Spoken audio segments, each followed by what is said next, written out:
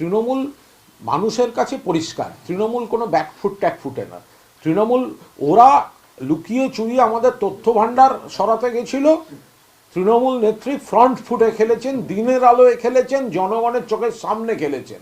তিনি তাঁর দলের তথ্য ভাণ্ডার প্রোটেক্ট করেছেন, বাকি দেখা যাবে আইনে। প্রবল জরুরি, বিস্ফোরক সব তথ্য। তাহলে 5 বছর কি 6 বছর কি একটা এজেন্সি ঘুমোতো? আর ঘুমটা কখন ভাঙলো? যখন পশ্চিমবঙ্গে বিধানসভা নির্বাচন, জানুয়ারির মাঝখান হয়ে গেছে, সামনে বিধানসভা ভোট। এখন ওদের মনে হলো যে 2020 সাল 21 সালের মামলা, সেই সময় আইপ্যাকের মালিক প্রশান্ত কিশোরের বাড়ি যাওয়ার দরকার নেই।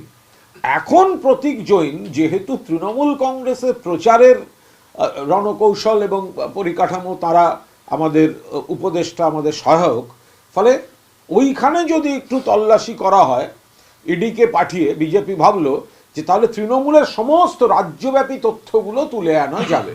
এখন মমতা বন্দ্যোপাধ্যায় বাংলার বাহিনী, তিনি তার দলের, আমাদের দলের তথ্য ভাণ্ডার চুরির এই চেষ্টাকে প্রতিহত করেছেন। এটা 5-6 বছর আগের মামলা, এতদিন ধরে তারা ঘুমোচ্ছিল।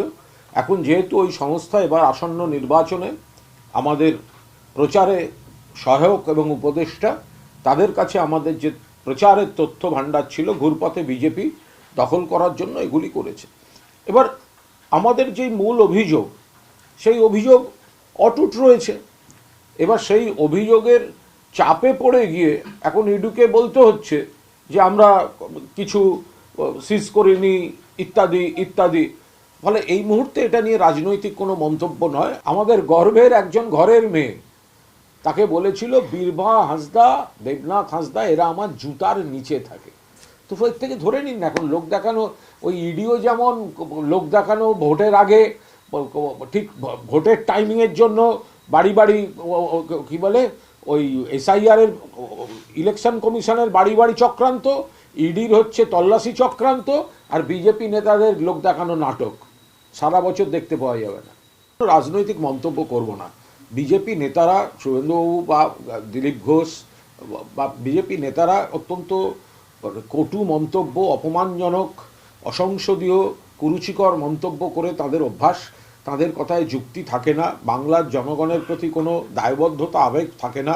শুধুমাত্র কুৎসিত বিশেষণ, কুৎসিত হুমকির উপর তাদের বক্তৃতা, ভাষণ এসব চলতে থাকে। ফলে তারা যাদের নিজেরা অন্য লোককে সম্মান দেন না, এবার বাকিটা ওই কোর্টে কেস